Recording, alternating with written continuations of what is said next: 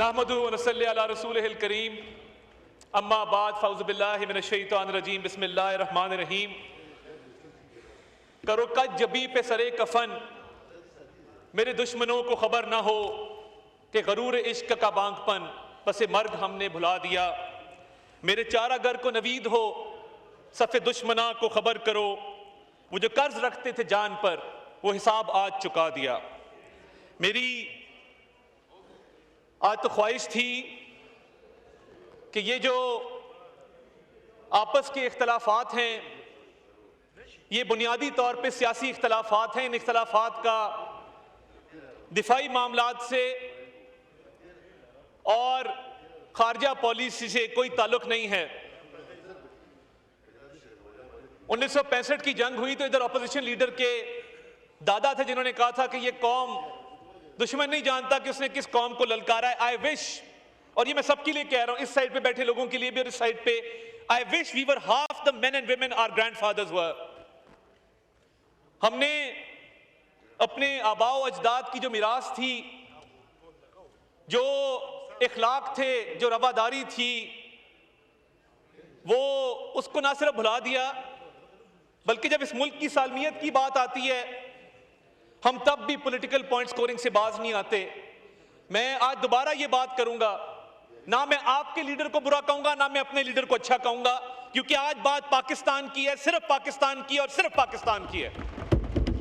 अगर मैं ये करूं इस मौके पर जब दुश्मन ताक में बैठा है कि उसने हमला कब करना है, इधर से मुर्दाबाद के नारे लगे, इधर से जिंदाबाद के नारे लगे, मेरी पाकिस्तानियत गवारा नहीं करती कि मैं इस तरह की आवाजें उठाऊं और इस हाउस से वो क्लिप जाएं जो इंडियन चैनल्स के ऊपर लगे और इंडियन मीडिया ये कहे कि ये लोग डिवाइडेड हैं। हम कतई ये बात नहीं करते, ना हम इस बात के कायल हैं। मुझे जो पूछेगा मैं उसे कहूंगा कि इमरान खान भी उतना अच्छा है जितनी हमारी लीडरशिप अच्छी है, क्योंकि आज बात पाकिस्तान की है। आपस में लड़ने के लिए बहुत टाइम है, महीने बाद लड़ लेंगे, 2 महीने बाद लड़ लेंगे, तो मेरा गिरेबान पकड़ लेना, मैं तुम्हारा गिरेबान पकड़ लूंगा। मगर किसी चीज का कोई वक्त होता है, कोई बात मौके की मुनासबत से होती है, कुछ अपने बड़ों से ही सीख लें। और मैंने आज जनरल अयूब खान के हवाले से जो बात की वो इसलिए की कि वो डायलॉग आज भी लोगों के ज़हनों में जिंदा है कि दुश्मन नहीं जानता उसने किस कौम को ललकारा है। हम तो उस वक्त नहीं थे, मगर हमने अपने बड़ों से सुना कि ये वो जज्बा था, ये वो कौमी यकजहती थी जो ये कौम रखती थी। और मुझे फख्र है कि आज बुचर ऑफ गुजरात की तमाम पॉलिसियां नाकाम हो चुकी हैं। मैं कल लाइन ऑफ कंट्रोल के पास बेला नूर शाह के एक कस्बे में मौजूद था। हम फॉरेन मीडिया को, लोकल मीडिया को वहां पर लेकर गए जहां पर भारत कहता था कि दहशतगर्दों के तरबियती कैंप मौजूद हैं, दहशतगर्दों को तरबियत दी जा रही है, और पीर चनासी से और बेला नूर शाह के कस्बे से दहशतगर्द सरहद पार गए हैं। दुश्मन मक्कार भी है, बदनीयत भी है और दुश्मन बेवकूफ भी है। और दुश्मन की बेवकूफी की दलील यह है कि एक ऐसी जगह पहलगाम जो सरहद से, अगर हाउस एंड ऑर्डर कर लें जनाब स्पीकर, ये कौमी अहमियत का इशू है, ये चलते रहेंगे, हमारी चिट्टें बाद में भी ले आते हैं आपके लिए। तो ये जो पहलगाम का इलाका है जो सरहद से 150-200 किलोमीटर की दूरी पर है, दुश्वार गिदार इलाका है, पहाड़ हैं और जंगल हैं, ये कैसे हो सकता है कि पीर चनासी से या बेला नूर शाह से, पाकिस्तान से ये लोग जाके वहां पे इन्होंने हमला किया हो? आपकी 9 लाख फौज जो भारत पर काबिज है इलीगली ऑक्यूपाइड इंडियन कश्मीर में, वो वहां पे झक मार रही है। आज जब कश्मीरियों को उठा के दरिया बुर्द कर दिया जाता है और एक नौजवान की लाश निकालते हैं और कहते हैं कि इसने छलांग मारी, ये हमारे से बचने के लिए भाग रहा था, टॉर्चर किया जा रहा है, कश्मीरियों को शहीद किया जा रहा है, जेलों से निकाल निकाल के लोगों को कत्ल किया जा रहा है। वो 9 लाख फौज जो गासिब फौज है, जो काबिज फौज है, जिसने पिछली 7 दिहाइयों से मजलूम कश्मीरियों के ऊपर जुल्म ढाने के अलावा कोई और काम नहीं किया, वो आप कर लें, कोई बात नहीं। आज आप भी जिंदाबाद है, मैं भी जिंदाबाद हूं, हम सब पाकिस्तानी हैं। आप जो मर्जी कह लें, आज आप मुझे गाली भी देंगे, मैं जवाब नहीं दूंगा। तो बात ये है कि ये जाती अनाव से उठना पड़ेगा, इससे निकलना पड़ेगा। ये जो 9 लाख काबिज फौज है, ये आज भी वो क्या जज्बा है कि जब कोई कश्मीरी शहीद होता है, पता है कि पाकिस्तान का परचम वहां पे मुमानियत है, मगर आज भी माएं बहनें अपने बेटों को, अपने भाइयों को पाकिस्तान के परचम में दफन करती हैं। ये क्या जज्बा है और ये जज्बा कैसे आता है, ये कहां से आता है? ये उस एक नारे से आता है कि पाकिस्तान का मतलब क्या, ला इलाहा इल्लल्लाह।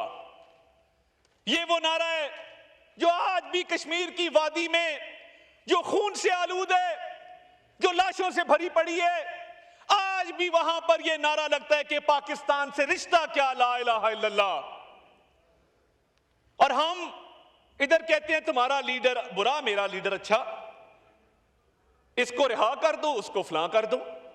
ये एक मौका है कि जिस पर एक आवाज जाए। और ये पहलगाम का वाकया, जब मैं कहता हूं कि दुश्मन मकार भी है, दुश्मन बदनीयत भी है और दुश्मन बेवकूफ भी है। आप जिंदाबाद हो मेरे भाइयों, बहुत शुक्रिया। और दुश्मन बेवकूफ मैं इसलिए कहता हूं कि थोड़ी प्लानिंग ही बेहतर कर लेते कि 150 किलोमीटर दूर पहलगाम का ये इलाका है और आप देखें कि पहलगाम के पुलिस स्टेशन में जो FIR दी गई, वो FIR पढ़ने से ताल्लुक रखती है। आप भी उस पर बात करें कि पहलगाम के पुलिस स्टेशन में जो FIR दी गई, वाकया होता है 1:50 पर, वाकया खत्म होता है 2:20 पर, FIR दी जाती है 2:30 के 10 मिनट के अंदर। ये कैसा मजाक है? और लिखा जाता है कि सरहद पार बैठे आकाओं की ईमा के ऊपर ये FIR, ये वाकया किया गया। और मुझे ये बताइए कि एक बंदा जो हलाक हुआ, उसका बेटा ये कह रहा है कि पुलिस 1.5 घंटे बाद आई, पुलिस पहुंच नहीं सकती थी। पुलिस 1.5 घंटे बाद पहुंचती है और FIR 10 मिनट में रजिस्टर हो गई। और साथ ही उनका फौजी कैंप है, उनकी बेस है नीचे, उनका यूनिट बैठा है, क्योंकि वो यूनिट तमाम तर तवज्जो मरकूज किए बैठा था कि कश्मीरियों को किस तरह और मजालिम का निशाना बनाया जाए। वो पहलगाम को सिक्योरिटी नहीं दे सका। पहलगाम भारत का एक false flag operation, security failure, intelligence failure है। वो राहत इंदौरी एक भारत में शायर गुजरे हैं, वो कहते थे कि सरहद पर तनाव है क्या, पता करो चुनाव है क्या। ये क्यों कहा? ये जो बिहार के इलेक्शन की बात हो रही है और बिहार के अंदर बीजेपी के जो अजाइम हैं, ये फॉल्स फ्लैग ऑपरेशन उस लिए भी है, पाकिस्तान की इकोनॉमिक प्रोग्रेस को रोकने के लिए भी है। और इनका ख्याल था कि ऐसा फॉल्स फ्लैग ऑपरेशन करेंगे और ये FIR ने सब कुछ एक्सपोज कर दिया। और आपने वो वीडियो देखी होगी, जो शख्स जिप लाइन के ऊपर जा रहा है, कहा गया कि इनडिस्क्रिमिनेट फायर है, बिला इश्ताल फायरिंग की गई है और चुन चुन के हिंदुओं को अलहदा करके मारा गया है। बिल्कुल झूठ है। एक मुसलमान भी इस वाकये में जहां बहक हुआ। और अगर इनडिस्क्रिमिनेट फायर होता तो बंदा जिप लाइन पे जो एंजॉय करता जा रहा है, नीचे नजर आ रहा है लोग किस तरह आराम से फिर रहे हैं, कुछ लोग भाग रहे हैं मगर बाकी लोग आराम से इत्मीनान से फिर रहे हैं। तो क्या ये दलील काफी नहीं है? और मैं ये समझता हूं कि पाकिस्तान ने नैरेटिव डोमेन में, पाकिस्तान ने डिप्लोमेटिक सतह पे भारत को जो मार मारी है, उनकी नस्लें याद रखेंगी इंशाअल्लाह ताला अल्लाह के फजल से। आज आप अल जजीरा की स्टोरीज देखें, आप न्यूयॉर्क टाइम्स को देखें, आप इकोनॉमिस्ट को देखें, मैं खुद CNN पे जाके पाकिस्तान का मुकदमा पेश करके आया हूं। पूरा इंटरनेशनल मीडिया ये कह रहा है there is no evidence. Bharat के पास पाकिस्तान को इस वाकये से लिंक करने का कोई सबूत नहीं है और लैक ऑफ एविडेंस है, जिसकी वजह से पाकिस्तान ने जहां ये कहा कि हमारा पानी अगर रोका गया या उसका रुख तब्दील किया गया तो फैसला कुन इसका रिस्पॉन्स आएगा, पूरी कुव्वत से आएगा। मगर साथ हमने ये भी कहा, हमारा दामन साफ है, आप इस वाक़े की एक फेयर और ट्रांसपेरेंट इन्वेस्टिगेशन करवाना चाहते हैं, अपना शौक पूरा कर लीजिए। ये होगी, दूध का दूध और पानी का पानी होगा। जो सफारती कोशिशें हुई हैं पिछले 48 घंटों के अंदर, वजीर आजम ने अपनी कोशिशें तेज की सफारती महाज पर। वो चीन के सफीर को मिले, वो बरतानिया के सफीर को मिले, वो तुर्किया के सफीर को मिले, वो सऊदी अरब के सफीर को मिले, वो यूएई के सफीर को मिले, वो कुवैत के सफीर को मिले। उन्होंने अमीर कतर से बात की, उन्होंने ईरान के सदर से बात की, उन्होंने ईरान के वजीर खारजा से मुलाकात की, उन्होंने फोन के ऊपर यूएन सेक्रेटरी जनरल से बात की। पाकिस्तान ने यह मुकदमा यूनाइटेड नेशन सिक्योरिटी काउंसिल में उठाया और कश्मीर की आवाज बन के उठाया कि हम बतौर पाकिस्तानी कौम कश्मीरियों की इखलाकी, सफारती, सियासी हिमायत मरते दम तक जारी रखेंगे इंशाअल्लाह ताला। कश्मीर पाकिस्तान की शहरग है और अगर इस मक्कार, इस बदनीयत और इस बेवकूफ दुश्मन का यह ख्याल है कि वो इस बहाने कश्मीर कॉज से दुनिया की तवज्जो पाकिस्तान के ऊपर ले आएगा, तो मैं तुम्हें बताना चाहता हूं भारत वालों, हम दहशतगर्दी के खिलाफ फ्रंटलाइन स्टेट हैं। हम दुनिया और दहशतगर्दों के दरमियान एक दीवार है, और एक पाकिस्तानी शहीद होता है अपनी मादरे वतन की खातिर तो वो दुनिया में अमन कायम करने के लिए शहीद होता है। दहशतगर्दी का विक्टिम भी हम, दहशतगर्दी के खिलाफ जंग भी हम लड़े और उसके बाद दहशतगर्दी का इल्जाम भी तुम हम पर लगे। तुम्हें शर्म आनी चाहिए, शर्म से डूब मरो ऐसा इल्जाम लगाते हैं पाकिस्तान के ऊपर। ये वो स्टेट है जो सिखों का कत्ल करवाती है। आज मैं पूरी दुनिया में बसने वाली सिख बरादरी को भी खिराजे तहसीन पेश करता हूं, उन गयूर सिखों को जिन्होंने कहा कि हम अपने सीनों पे गोलियां खाएंगे, पाक फौज के खिलाफ नहीं लड़ेंगे। पूरी दुनिया से ये आवाजें उठी हैं, पूरी दुनिया से आवाजें उठी हैं कि हरदीप सिंह नजर का कत्ल किसने करवाया कनाडा में, ऑस्ट्रेलिया में कत्ल कौन करवाता है, सिखों का अमेरिका के अंदर कत्ल कौन करवाता है। ये भारतीय रियासत है जो दहशतगर्द है, पाकिस्तान नहीं है।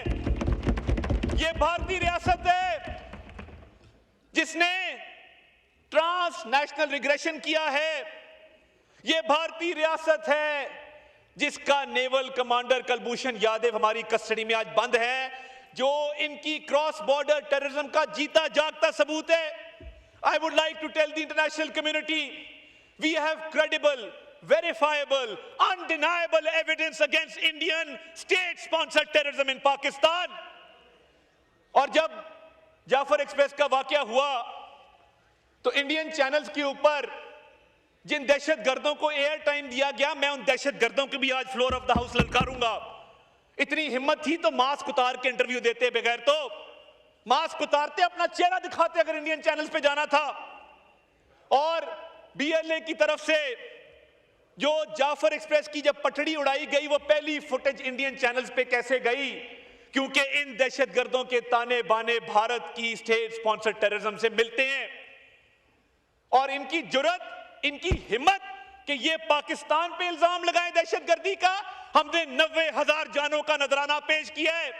कोई और मुल्क बता दो जिसने इतनी कुर्बानियां दहशतगर्दों के खिलाफ, दहशतगर्दी की जंग के खिलाफ दी हो। आज भी जब मैं एलओसी पर था तो वहां मुझे बच्चे मिले, उन्होंने कहा हमें भी मौका दें, ये आए तो सही, हमारे सीने हाजिर हैं। जिस कौम के बच्चों का ये जोश होगा, जिस कौम की बहनों का, माँ बेटियों का ये जोश होगा, उस कौम को तुम कैसे हराओगे, उस कौम के खिलाफ कैसे जारियत करोगे। ये कौम, ये बड़ी अजीम कौम है। आप तारीख उठा के देख लें, ये कौम जब इकट्ठी हो जाए, ये कौम जब खड़ी हो जाए, दुश्मन कितना भी ताकत रखता हो, दुश्मन को हमेशा अल्लाह ताला के फजल से हमने धूल चटाई है और उसको मुंह की खानी पड़ी है। जो इंडिया का स्टेट स्पॉन्सर्ड टेररिज्म है और ये कई दहाइयों से जारी है, रॉ के हैंडलर जो पाकिस्तान में हमले करवाते हैं, जो मासूम लोगों की जानें लेते हैं, भारत सबसे बड़ा प्रमोटर है दहशतगर्दी का, और पाकिस्तान की कुर्बानियां दहशतगर्दों के खिलाफ आज भी जारी हैं। हमारी अफवाज पाकिस्तान ने, हमारी पुलिस ने, हमारी सिक्योरिटी एजेंसीज ने, और मुझे इस हाउस में खड़े होकर यह कहते हुए फख्र है कि इधर बैठे वालों ने, उधर बैठे वालों ने जानों के नजराने पेश किए हैं दहशतगर्दों के खिलाफ, मगर हार नहीं मानी। आज भी खड़े हैं, आज भी मुकाबला करेंगे। हमने शहादतें दी हैं, पाकिस्तान के सियासतदानों ने खून दिया है, पाकिस्तान के सियासतदानों ने सीने पर गोलियां खाई हैं। ये कौम ऐसी कौम है जिसके हर तबके में हम सरशार हैं जज्बा शहादत से, जज्बा कुर्बानी से। कोई तबका ऐसा नहीं है जिसने दहशतगर्दों के खिलाफ कुर्बानी ना दी हो। और ये फ्लोर ऑफ द हाउस, दोनों साइडों पे बैठे सियासतदान जिनकी कुर्बानियां सुनहरी हरूफ में लिखने के काबिल हैं, मैं आज उनको भी खिराज तहसीन पेश करता हूं।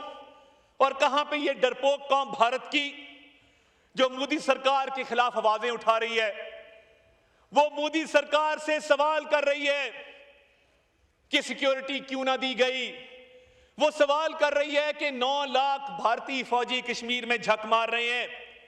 वो सवाल कर रही है कि सफारतकारी में नाकामी क्यों हुई। वो सवाल कर रही है कि जो भारत तवक्को कर रहा था कि पाकिस्तान को बैनुल-अक़वामी सतह पे अंडर प्रेशर करेगा, ये उस मालिक का करम है कि हमने ठीक टाइम पे वो पत्ता खेला कि इन्वेस्टिगेशन करा लो। उससे भारत पर दबाव आया है। भारत आहिस्ता आहिस्ता बंद गली में जा रहा है। भारत की ऑप्शंस खत्म हो रही हैं और वो इस ताक में रहता है कि पाकिस्तान पर हमला करे। वो इतनी सी अपॉर्चुनिटी भी देखेगा तो वो इस तरफ आएगा। मगर अब की बार तुम आए, अब की बार तुम आए तो तुम्हारा वो हशर करेंगे कि तुम्हारी शक्ल नहीं पहचानी जाएगी इंशाल्लाह ताला। और रिस्पॉन्स मैं बता देना चाहता हूं, अफवाज पाकिस्तान का वो रिस्पॉन्स होगा। हमने कभी पहल नहीं की। We are not the aggressors, we are not the प्रोवोकेटर्स।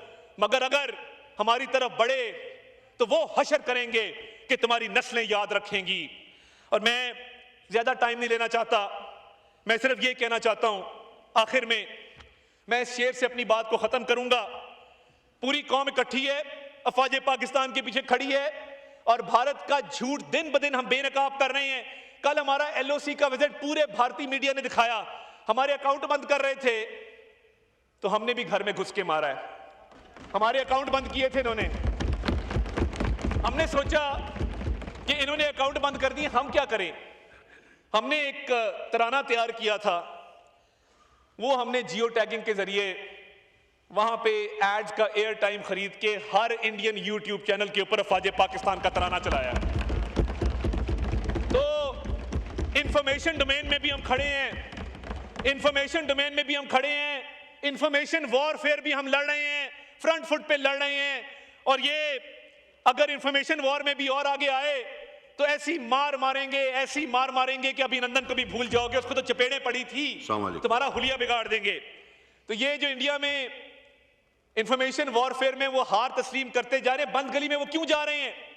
क्योंकि उनका ख्याल था पाकिस्तान पे इल्जाम लगाएंगे, सफारती कोशिशें तेज करेंगे और पाकिस्तान पे दबाव आएगा। पाकिस्तान ने जब अपनी नेक नीति पर मबनी ये ऑफर की कि इन्वेस्टिगेशन करा लो तो टांगे कांपना शुरू हो गई।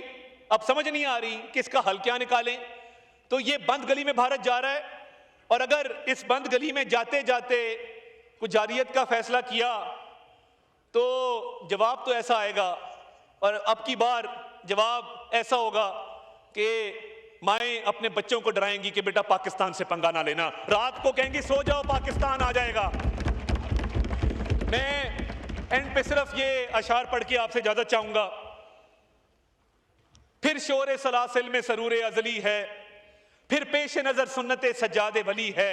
एक बर की बला कौंद गई सारे चमन पर, तुम खुश के सिर्फ मेरी शाखे नशेमन ही जली है। जो दो हक को सदाकत की शहादत सरे मक्तल, उठो कि यही वक्त का फरमाने जली है। और कब अश्क बहाने से कटी है शबे हजरा, कब कोई बला सिर्फ दुआओं से टली है। हम राह रवे दश्ते बला रोजे अजल से, और काफिला सालार हुसैन इब्न अली है। नवाबज़दा नसरुल्लाह खान साहब की बड़ी अच्छी गज़ल